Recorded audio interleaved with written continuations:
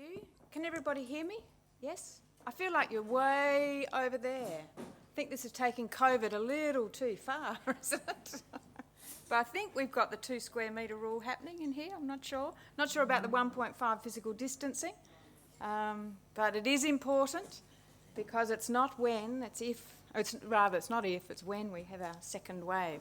So let's hope the borders don't open up too soon, because that's when it's going to go haywire, is my fear.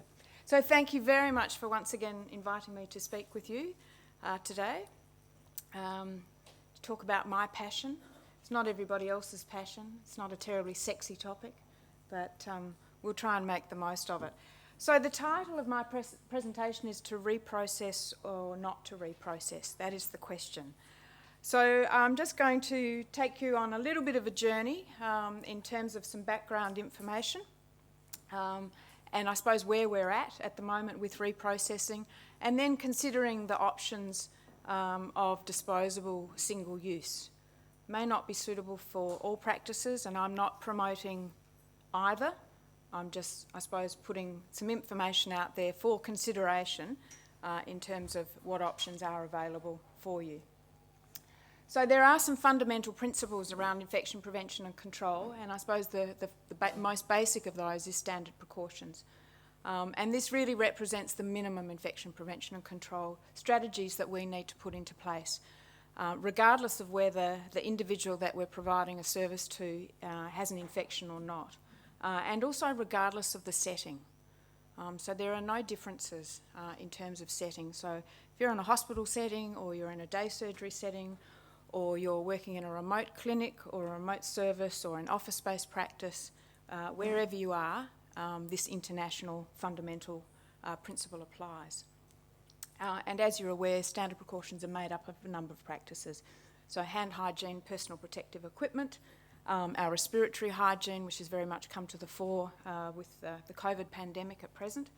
And it is actually nice to see that people are practising respiratory hygiene, although I think in WA we're getting a little bit too laid back about it all now, and that is our greatest fear, of course. Environmental cleaning, aseptic technique, and in there too is our reprocessing of our reusable medical devices. But you work in an environment where there are a number of challenges, not unlike other health settings and health services, but your procedures are unique, your instruments and your equipment that you use is also unique. And you have the challenges of not always having access to a dedicated space, whether that's in an office-based practice environment or in what I call a remote setting, and that would, for example, be the home care setting. Sometimes you're asked to work in spaces where you don't actually have the right environment, the right layout, the right flows, and that certainly is a challenge. And I work often with organisations where podiatry services are being provided, and I see the challenges that you have sometimes. So every podiatry practice is unique, and that's really based around the clients and the services that you provide or the treatments that you provide. And there can be a variation in the level of resources, and certainly from my perspective, when I'm out undertaking risk assessments and auditing, I do see quite a variance in terms of resources. But that doesn't mean to say that we can have different standards. We all have to abide by the same standards regardless of the setting and those challenges. Because when we actually look at the literature over the last 15 years, there have certainly been some instances where a breakdown in basic infection prevention and control procedures has actually resulted in poor outcomes for the client, in that they actually acquire a healthcare associated infection. And when we read through some of the public health investigations that have been undertaken, there has certainly been unsafe infection control practice identified, and people have actually acquired either viral, fungal or bacterial infections. And in those investigations, they've certainly identified that there are some infection control issues, often around safe injection practices, unsafe injection practices, breakdowns or breaches in reprocessing of the instruments that you use, and the environment in which those services are being carried out. So there have been a number of outbreaks reported in the literature that you may be familiar with. not all related to reprocessing, but certainly those practices that many of you engage in. So there was an outbreak of Proteus mirabilis that caused wound infections, and that was actually due to contaminated bone drills in an outpatient podiatric surgery. Methicillin-resistant Staph aureus, so MRSA as we refer to it, soft tissue infections after injections in a clinic. Mycobacterium abscissus, I should never pronounce words on a weekend, I get out of practice, but basically causing abscesses by a form of Mycobacterium tuberculosis, and that was actually related to an injector, jet injector. And then, of course, the one I think that I mentioned earlier in the year, back in February, the hepatitis B infection outbreak that occurred. And that was really due to the failure to separate clean and dirty instruments. And if we look a little bit close, I would hope to think that this sort of thing doesn't happen in Australia, but obviously it possibly could. So this was actually where used podiatry equipment was visibly contaminated with blood, and then it was placed next to equipment that was clean, and somehow the glucometers became contaminated with hepatitis B infected blood, which were then used on a number of residents in a long-term or a residential aged care facility, and they became infected as a result of that cross-infection. So really significant for that sort of situation to occur. And we don't really want that happening. But the beauty is that we've got a lot of evidence-based guidelines that can provide us with good guidance. And these aren't new guidelines. They've been around for years and for decades now, and they just occasionally get updated. So you know we have the Australian Infection Control guidelines, which is underpinned by the Podiatry Board of Australia, infection control guidelines. We also have the specific guidelines for podiatrists, which are pretty hard to get hold of, unless you're a member. The RACGP also have their infection control guidelines for office-based practice, which includes podiatry, and of course our Australian standards. So 4815, depending on the type of practice that you have, or the reprocessing facility, or 4187. But we can actually extrapolate from a number of other guidelines, which I've had the opportunity to reread over the last couple of weeks, just mainly to see if there's been any updates to those. So that's mainly looking at the US, the UK, and the Canadian guidelines as well. So if we are to reprocess reusable instruments, whether we're doing that currently or we're going to be setting up, for instance, a new practice, or we are outsourcing our practicing, our reprocessing to another organisation, there are some key fundamentals that we need to have in place and we need to be compliant with. So, for instance, podiatry workers who are carrying out reprocessing must receive job-specific education, training and competency testing on reprocessing of reusable instruments. It's actually a specialty area.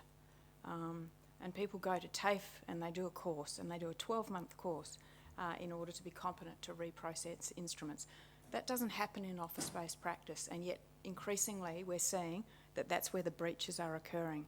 And it is because of a lack of knowledge and skills and resources as well.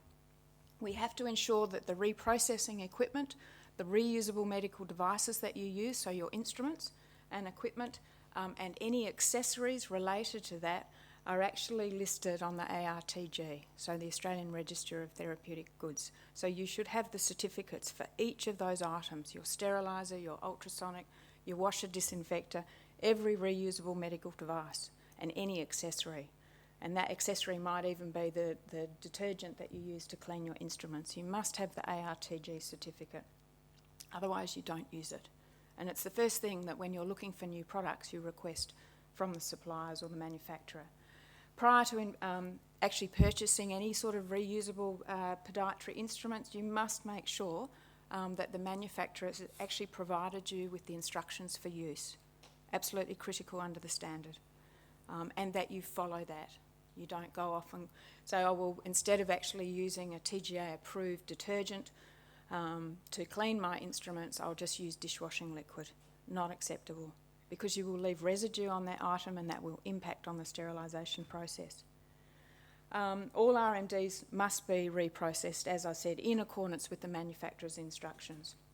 The reprocessing must be carried out in accordance with the Australian standards, so 4815, which is related specifically to office-based practice, or if you're a larger practice with lots of treatment chairs, or your devices are being reprocessed by an external facility that is large enough to come under 4815, then you must comply with that, and that of course has a much higher level of compliance. Single-use medical devices must not be reprocessed. So I've certainly seen single-use label devices that are being reprocessed. It's against the TGA requirements. You can't reprocess a single-use device. You can reprocess a single patient use device, but it's only as long as it is used on that individual and it is reprocessed in accordance with the manufacturer's instructions and Australian standards. You are required to have a separate designated reprocessing area, and I think that's where the challenge often is for yourselves or if you contract your reprocessing out. So there needs to be very specific zones in that area, and it must be unidirectional flow. So we're always working from dirty to clean to sterile wherever possible. If you must have a service agreement in place for any maintenance and validation of your equipment. So if you have an ultrasonic in place and you are getting regularly maintained and serviced and validated, then you must have an agreement with your provider. The same with your washer disinfectors if you use those, or your steriliser. And you need to have a planned maintenance schedule, really important, and then it must be maintained and serviced and validated in accordance with the manufacturer's instructions. If you do, how many people process off-site, have somebody else who reprocesses their instruments?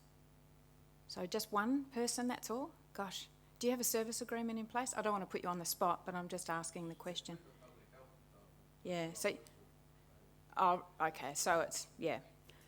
So you still need to make sure they're doing the right thing as well. But it's really important to have that service agreement in place if you are actually thinking of contracting your reprocessing out. And it needs to be very specific what the scope is, what the responsibilities are, and how those instruments will be transported, so both dirty and clean as well. And that contractor really should provide you with evidence that they are meeting the requirements of 4815 or 4187. It's absolutely essential, because my experience to date is that where items are contracted out to be reprocessed, often the person or the service who is reprocessing is not meeting the standard, and you have to actually address where the liability lies, and it will lie with you as the practitioner. But you would certainly need to get a legal opinion on that. And that, of course, that all of this is documented in policies and procedures, and that you have records to show evidence that you are complying. So that's a lot, isn't it? It's a lot of responsibility if you're doing your own reprocessing. So as a result, single-use instruments seem to be coming more and more to the fore. So I work in a variety of different settings, in particular smaller hospitals, day surgeries, day hospitals, and increasingly they are moving to single-use instruments. And that's to decrease risk. There's also a cost incentive in there for many of them. So it's probably an option for us to consider. As I said, I'm not promoting reusable versus single use, but it is certainly to consider in your practice. And it's all come about because of that potential risk for infection. And also, we're always trying to reduce our costs wherever possible. They're commonly used now in lots of healthcare settings internationally, but certainly in Australia, and I'm seeing them increasingly being used in office-based practice, but also in remote settings or in remote clinics, and that includes the home environment, but it might be a bush nursing post where they're suturing, so they will use disposable kits, for example. So they tend to be used where you're performing procedures that are frequent, where they're fairly straightforward and they're reasonably minor. There was a study that was carried out at the Aberdeen Royal Infirmary in the UK, and they were using a particular type of disposable instruments for their procedures, and they actually saved up to 30% by switching over to single use versus meeting all of the requirements for reprocessing. However, we need to consider all of the options. And the sort of things we have to consider is, if you're reusing, can you comply with every aspect of 4815 or 4187, the Australian standard? Do you have enough inventory? So whether you're using single use or reusable, do you have enough inventory to actually manage your throughput without compromising the reprocessing? And what sometimes I have seen is that we might put the steriliser on a shorter cycle, or we might not manually clean those instruments as thoroughly as we should do before we actually package them and put them in the autoclave, to try and save time, because we've got a large client or patient list and we need to get through that. We also have to look at the applicability and the suitability and the performance or the quality of the instruments. And you can look at that reusable versus single use.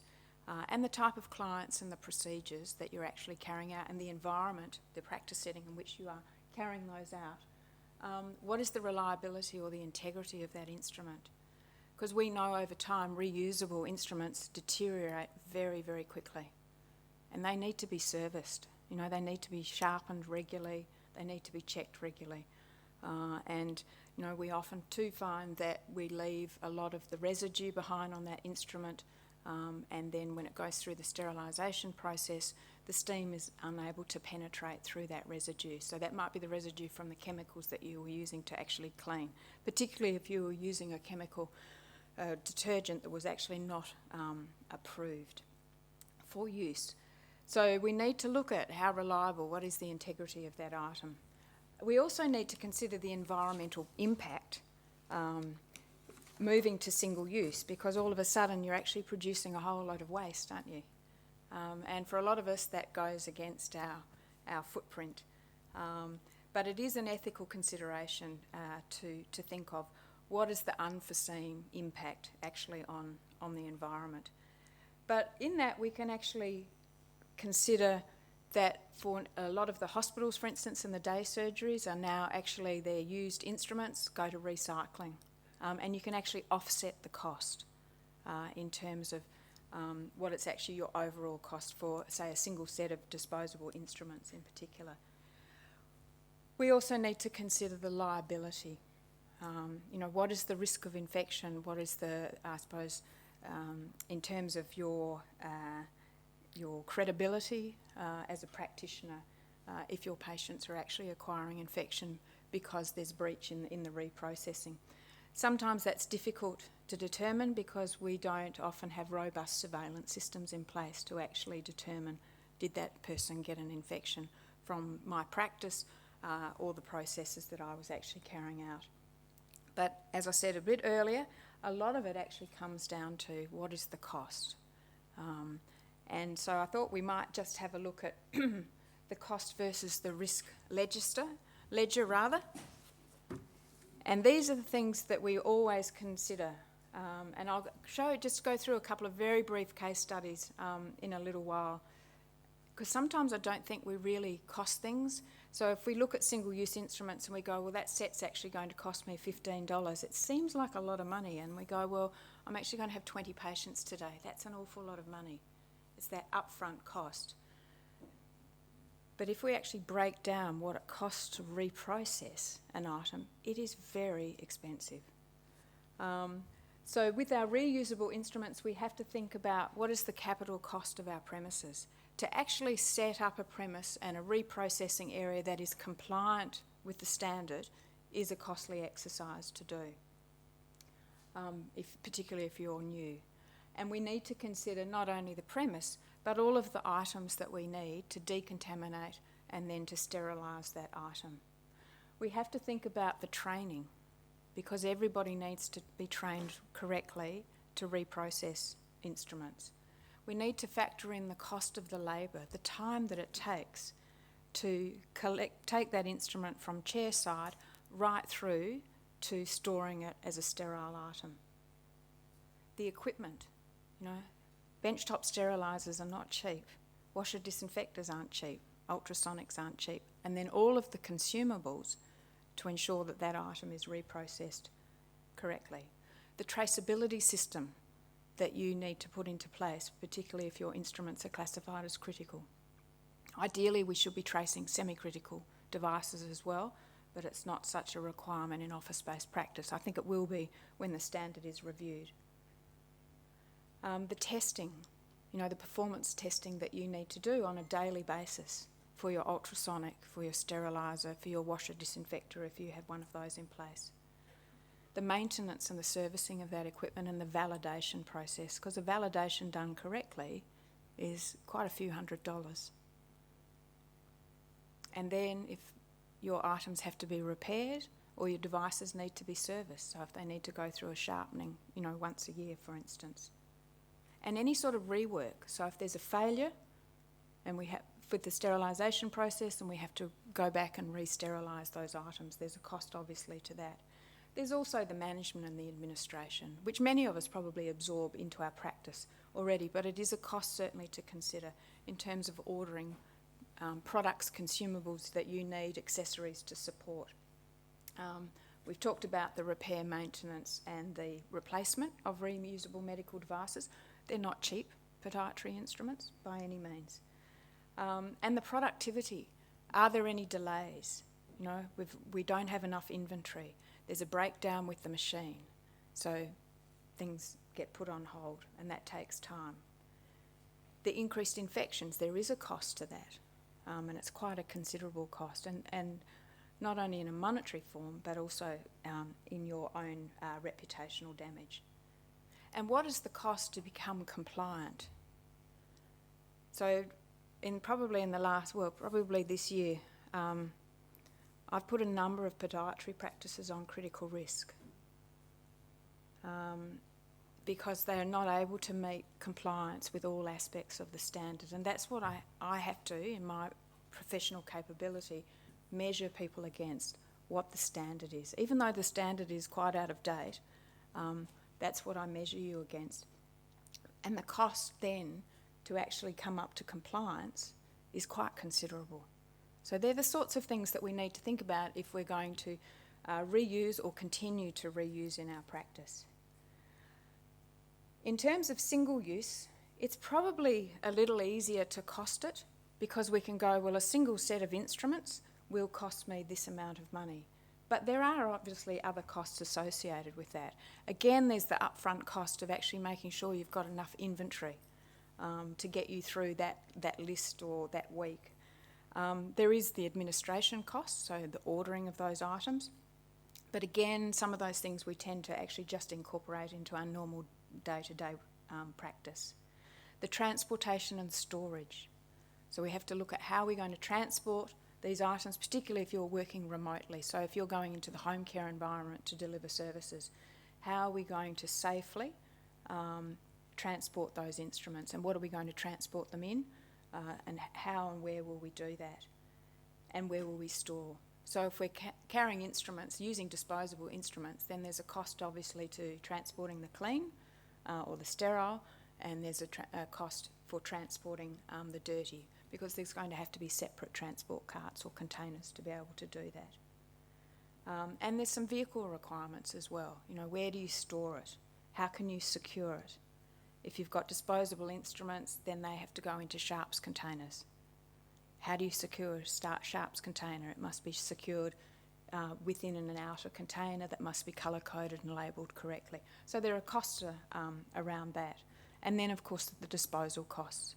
Because instruments, when they get quite weighty in a sharps container, and you pay, obviously, by the volume and the weight of that item for it to be destroyed by the contractor or to be treated. So waste disposal can be quite considerable in that instance. But then how can we offset some of those costs? So the recycling is one way of doing that. But you would be needing to talk with your supplier of your single-use instruments as to whether the metals or components of that device can be recycled. And then you'd need to be talking to the recycling facilities. And there are a number of them in Western Australia who are now recycling disposable single-use surgical instruments. So there's quite a lot there to to consider, and sometimes it's a bit overwhelming. You think, oh, I'll just stay with what I know best. It's easy. I don't have to go through this analysis. Okay, so I'm just going to put up two scenarios, completely de-identified. You won't be able to recognise them. You may think that you can, but I don't think you will. You shouldn't be able to. So this is looking at two settings: the home care setting and then the office-based practice setting. So in the first instance, this was two teams of podiatrists who were servicing regional Perth, and there were multiple podiatrists involved in this service, and they were performing common treatments. There were two regional dedicated reprocessing facilities for these devices, and the podiatrists themselves, but also some administration staff, were actually responsible, and in one instance, the cleaner of the office was responsible for reprocessing the items. So when they underwent a compliance audit against 4815, because it was office-based practice, their compliance rate was less than 60%. That's completely unsatisfactory, and puts clients at particular risk. And probably just to add a little bit to this, I was somewhat concerned of the environments that I walked into. So this is one environment, and this was another environment. This was the second environment combined. So this doesn't meet any sort of 4815 standard in terms of layout and zoning. So just by opening the door, there was significant non-compliance there. In the second setting or region, instruments were cleaned in the laundry sink, in the laundry.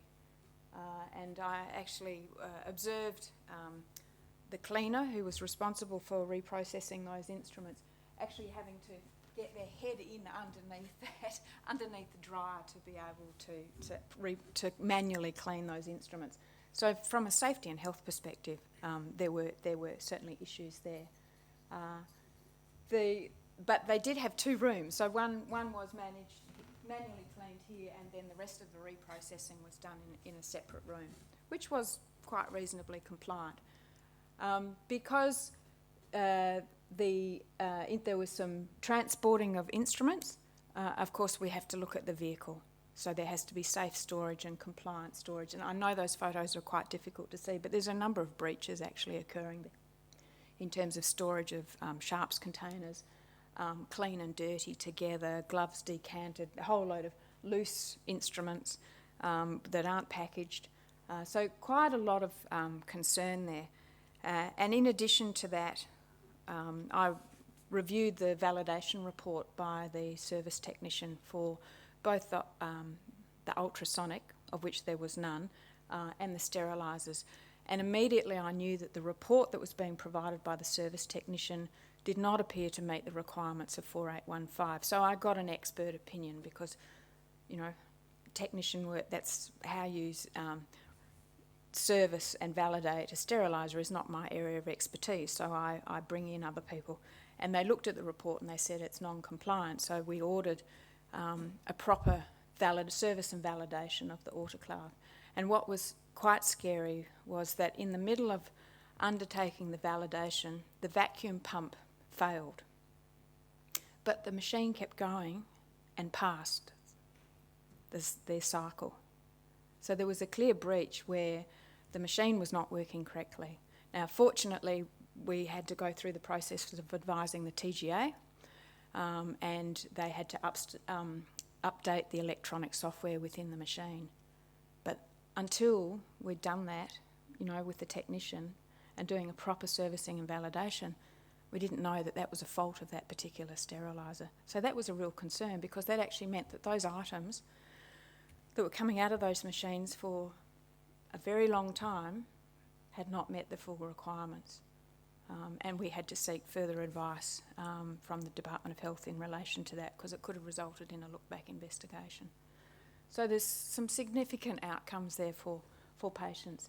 And interestingly, the ultrasonics, which after a commissioning validation, which is usually done by the manufacturer in the factory, doesn't actually have to go through an annual servicing and validation. We just decided that we should just check, because I didn't feel that the temperatures were right. And so again, we had expert technician come in, and both the ultrasonics weren't working correctly. So they weren't actually doing their job. They were old, out of date, temperature of the water wasn't coming up to what it should be. So there were some real concerns in relation to that. So unfortunately, the recommendation was that to cease reprocessing immediately and cease the service. And as an interim measure, provided some options. So one of the measures was to get the service back up and running, because it's an essential service, was to investigate and, if found suitable, to implement single-use instruments in that instance. Then there was also the option of doing that on an ongoing basis, so completely moving to single-use instruments. So there needed to be some exploration of that in terms of cost. The other alternative was to outsource the reprocessing to a licensed and accredited sterilising service. So in that, we were looking at a day surgery or a small hospital to do that. And then the other option was to actually refurbish one of the reprocessing sites and make that absolutely compliant with 4815, and then work around the issues of how we would transport, the podiatrist would transport those instruments or send them to a central depository where they could actually be reprocessed, and then, of course, have them transported back out. So all was not lost. There were a number of options that could actually be considered. So in actual fact, what happened was the organisation put both of the services on hold immediately, so within 24 hours. In fact, before I'd even written the report, the service was put on hold, because my obligation is to feed back immediately.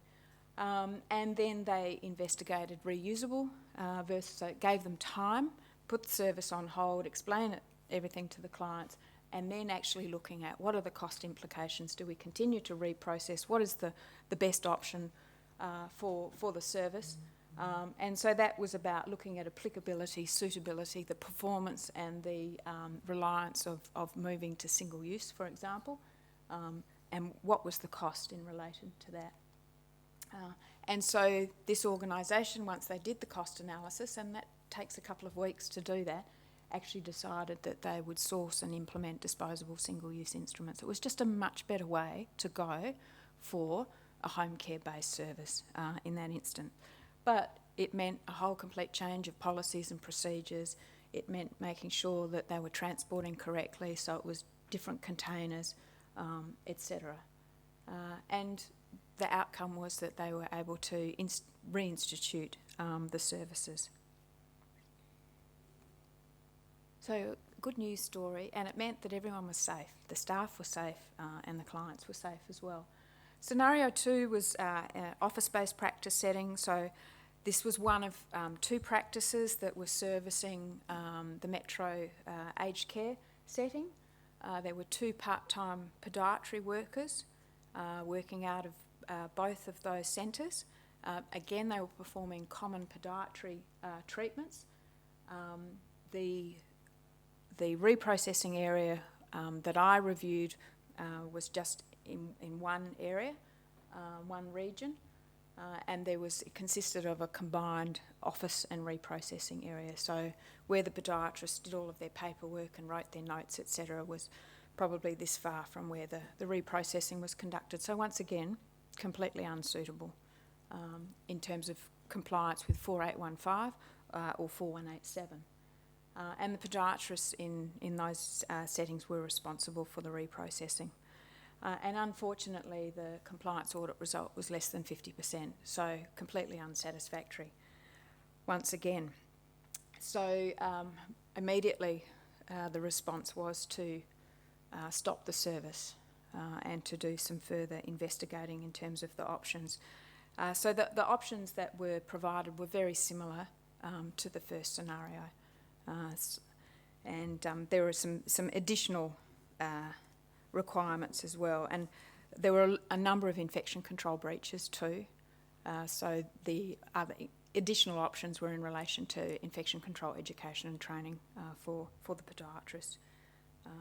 And a lot of it was actually, I suppose a lot of the breaches and the non-compliance and the lack of resources was really a knowledge and a skill deficit, but also those podiatrists not being resourced appropriately by the organisation and having really high throughputs, and so having to do the treatments and reprocess in between, and so nothing was actually getting done to the absolute correctness. So corners, we cut corners in order to be able to make, when you've got clients waiting in the waiting room and you've got to get them through, you sometimes do things a little bit too quickly. So immediately both the services were placed on hold, and the organisation is still going through the process of investigating the cost of reusable versus disposable. And the options were exactly the same. Single use for an interim until you can look at one of the other options that was put forward, or move completely to single use. But there was a lot of education and training, because neither of the podiatrists had had any infection control training since they had actually graduated. So there was a professional obligation, but the organisation needed to support them to take the time to be able to do that as well. So it's a shared responsibility in that instance. So, are single-use instruments an option for you? I posed the question, and I don't think there's an easy answer to it without doing quite a lot of work first. And perhaps at the basis of that is benefit versus risk, or risk versus benefit. So there are certainly single instruments available on the market for podiatry, and there are also now the single instrument sets available on the market. But once again, it will depend on the type of treatment that you're actually carrying out. But we have to look at the applicability, the suitability, the performance and the reliability and the integrity of those items. I think that's critical to be providing an excellent service. So I don't know what people's thoughts are. Is anyone using single-use instruments at all, or partly using them? Yeah? Can I ask what you're using? Have you gone to single-use completely, or just some aspects, or in some settings? Yeah. That seems to be where it has the benefit. And nail surgery, yeah. So I have day surgeries who only use disposable podiatry instruments now, which is interesting. Yeah. Anyone else using single use? No? Has anyone ever done a cost analysis? No?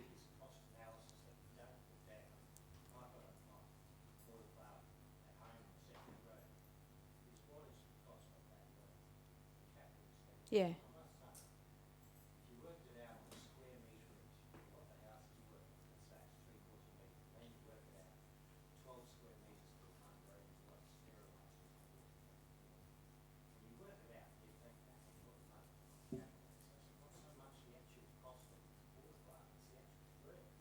Mm.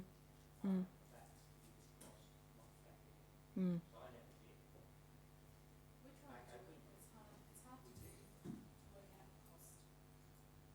Yeah, it can be done. I was hoping that I would be able to present a cost breakdown, but neither organisation was prepared to do that at this stage. You'll probably need to talk with, I think it's Jason, who's here. Susol seems to be one of the companies that's selling the Bailey instruments from the UK, although I think they're made in China, as are most devices. But I think they work out at about, I think he said 150 for a set of 10, but again, it depends which sets you're looking at. So $15. Yeah.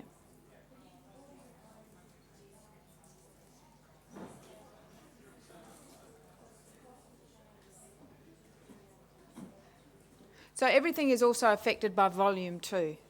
I didn't quite hear what you said. Yes. Yeah. Yeah.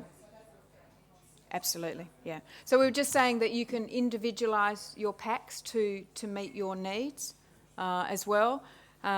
So yeah, there are. I mean, these are just some examples. So certainly one of the organisations has gone to a particular pack, but it's also supported by some individual instruments as well that they wanted just because they had better quality than what was actually in the set. So it is very individual what you choose to go with.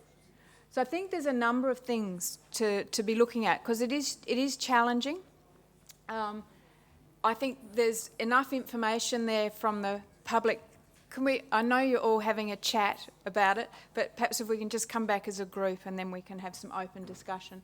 The public health investigations have certainly shown that with the odd outbreaks that have been occurring over the last 15 years, that certainly breaches have occurred, and they would support the option of single-use instruments.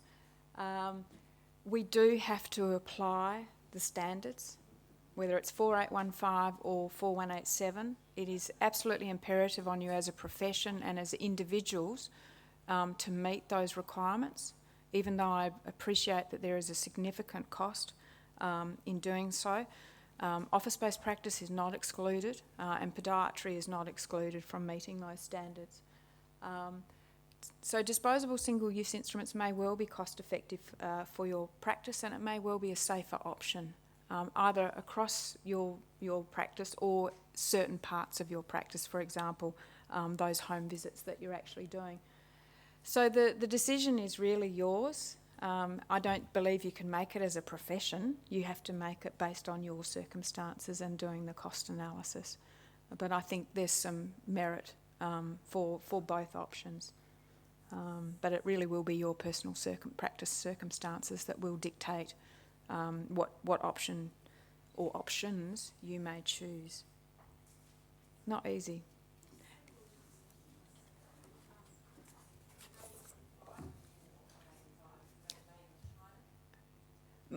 Most surgical instruments are made in China or made in Germany. Yep. So that's what you have to ask from the supplier, that they have actually been TGA approved.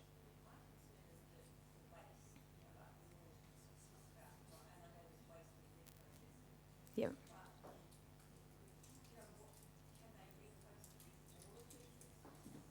So that's, in fact, I actually asked that question to Jason outside.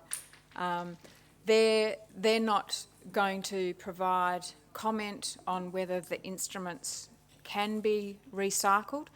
I believe that they should be able to do that, but you would just need to find out from them what are the materials that the device is made of. So, because there are different types of metals, and that's the different types of metals is an issue for reprocessing. Even because if you put different metals into your ultrasonic, it can completely mess up the ultrasonic process. And yet we mix the instruments and we stack them on top of each other rather than having them individually spaced so they're not touching and maximum effect. So it works both sides. But then also looking at the recycling companies and saying to them, this is the metal, can you recycle the whole item or just parts of it? So I think with some of these packs, they've got plastic on them. So, they might be able to recycle the plastic, but they might also be able to recycle the metal.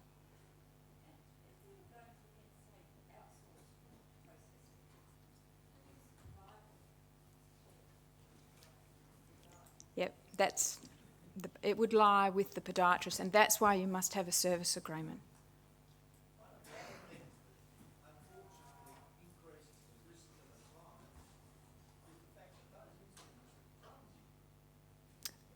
The single-use ones? Yeah.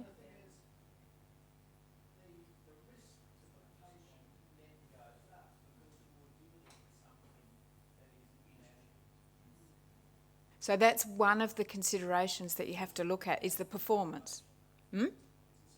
Yeah, yeah. And I know with the first scenario, they spent a lot of time looking at the different types of single-use disposable instruments that are on the market and testing them. Because the key thing was that the podiatrist needed to be confident that those items did the job that they needed to do. Certainly. And it's the same when you buy reusable instruments. There are a lot of inferior devices on the market, and you need to do the same thing, go through the product evaluation. Will this item do what it actually, or will it degrade quite quickly?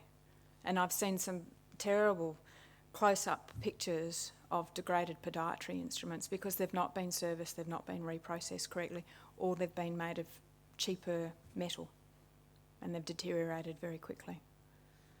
And when they deteriorate, you can't reprocess them properly. And then bugs like that. They like degraded instruments because they can survive. So there's pros and cons on each side, isn't there? I think it's a very difficult decision, and it's not one that you can make quickly. It needs a lot of investigation, certainly.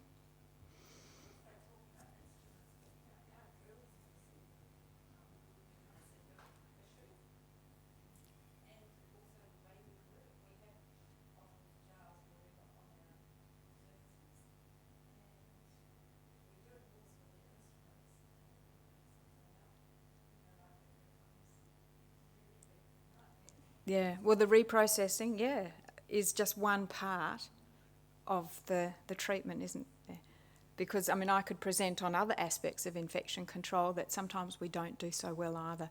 And a lot of it is about managing solutions and creams and aseptic technique and your dirty and clean zones when you're actually carrying out the treatment. Retrieving items outside of the zone.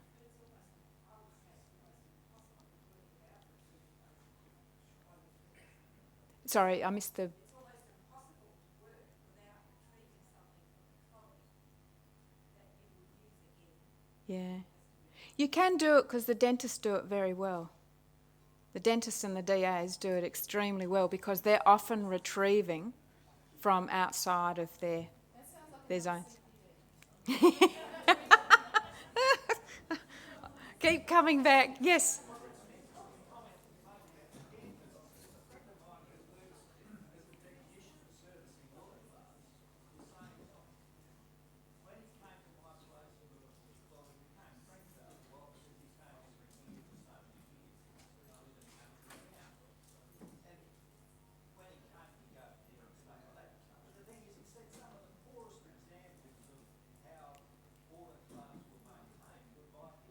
Yeah.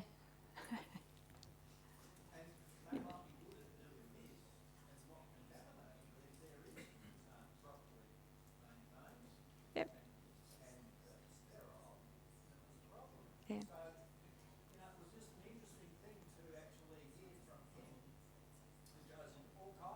Practices. And the impressions are varied. You know, I go into a lot of different office-based practices where I see, and, you know, medical, dental, podiatry, other allied health, physio, etc. And, you know, we don't have a standardised, compliant approach across all of those different health professions, and we need to be rising to the standard.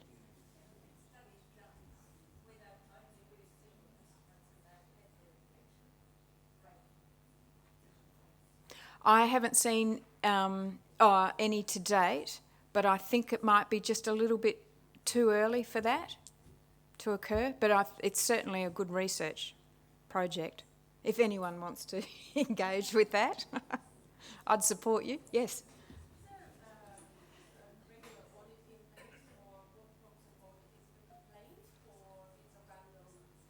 No, it's just the organisation being proactive, looking at their quality improvement program, and yeah, absolutely. In the first instance, I had actually been engaged to look at the whole infection control program for that organisation. Someone whispered in my ear to ask to go and have a look in the room under the stairs, and then. and that then actually moved across states as well. But most of the time it's people being proactive and just saying, we think we're doing it right, but we just would like some independent, And sometimes it's a complaint. And if it's a notifiable disease, then of course WA Health gets involved, and then they will often have an independent reviewer go in and have a look, because it may not necessarily be their area of expertise, so they might contract it out to a provider who can go in and review, And then they work in partnership with that organisation. Yeah. Yes, Whitney? Hi. Oh, here we go. I thought I was going to have a COVID-free weekend. No, go ahead. I'll see if I can answer it for you. Have you got protocols? Have you seen protocols that we should be implementing in our practices potentially that we might not be considering other than the correct detergent type sprays and disinfectants on our surfaces and in our areas? Things that we might not. Probably seen general information. I think in terms of, you should all have a preparedness and response plan for COVID. That's a requirement. Because, if we get the second wave, you're going to have to manage that. But a lot of it is really around how you manage your practice. So, and that at the moment, the focus is prevention. So what strategies have you put in place to minimise the risk should suddenly we see an escalation in cases and we see community spread? At the moment we've got to 80, 90 days, so 6 months without any community transmission. Providing we keep testing, that's the only way we're going to know. So you can look at how people come into your practice. Where do they sit within your reception area? I think home care is probably a really good strategy because it's one-on-one. But if you've got people coming into your practice, you do need to still keep working with the principles, even though it's not mandatory, that 2 square metre rule, that physical distancing wherever possible. It's not possible when you're doing the one-on-one treatment. But you can still, if you've got people collecting in an area, where are you placing them? You remove every second seat, for instance, that type of thing. That you've got hand hygiene facilities available for those people when they come in, as well as for yourself and your staff.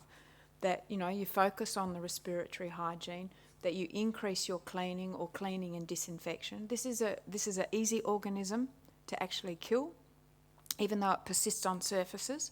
And the CSIRO just brought out another study that's corroborated what the Chinese said back in March or April this year, that it will survive on plastics and stainless steel for a longer period of time.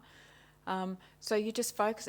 Most of us out there in healthcare land and in the general public have just increased our cleaning. So we've just gone to enhanced cleaning and disinfection of common touch surfaces. And those measures have worked very well for WA. The other big one that I say most of the time is just increasing the length of time between appointments. Yes, yeah. No. So I've got a 15-minute expert and the overlap is almost. Yeah. Yeah. But Sometimes long days. yes. Yeah. But I think, we want a very coordinated, calm, sensible approach. And I think a lot of the things that we're putting into place we're going to be doing for the next couple of years. And until we get a vaccine where everyone's vaccinated and that vaccine is safe and efficacious. But yeah, Whitney, it's not hard to do stuff. It's just basic hygiene that will actually keep this virus at bay or under control. But certainly, if you're cleaning and disinfecting, then you need to be using a product that is effective against the virus. And most detergents are effective against the virus, and most low-level disinfectants are. But if you want to be using a TGA-approved product, you just go onto the TGA website, just put in TGA-approved COVID-19 disinfectants, and the whole list comes up. And it's growing every day as the manufacturers actually test for COVID and to validate their product. Sorry, I'm just conscious of the time. We're right, yep. Earlier on, you said reprocessing instruments, workers have to have undergone a 1-year take course. No, I didn't say 1 year take. I said they need to have undergone education, training and competency testing and basically saying that now anyone who reprocesses in other healthcare settings outside office-based practice actually has to have a qualification in sterilisation. That's not the requirement for office-based practice, but you do have to be educated, trained and competency tested. And that's always been in the standard. Yeah. If you're anyone who reprocesses, you need to have the knowledge and the skills, and you need to have that knowledge and skill tested. No, the course that's available for those technicians that do reprocess is a 12-month course. So it's a professional because it's specialist. Sorry, where? TAFE. TAFE runs them. So is anybody compliant with these things? Yeah. Yes, they are. That's the good news story. There are lots of places who are compliant.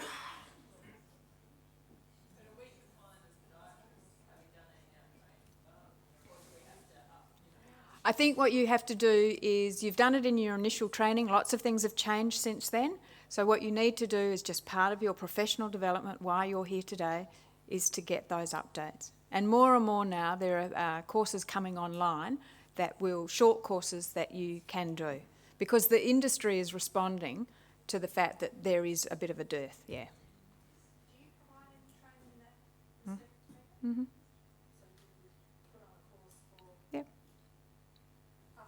Sorry, I'm going to... Yes, you have to. I do need to be out here at a certain... That's right, on 12. I will wind up then, but I think there's definitely need for ongoing education with Megan. By all means, keep in contact with us at Podiatry WA. If there's any education that's generated from today that you would like to have more of, can you please let Katarina know, and we'll organise it. Can you hear me all right? Okay, right, so we're nearly through the day, and I just need to say a big thank you to the UWA students who have turned up today.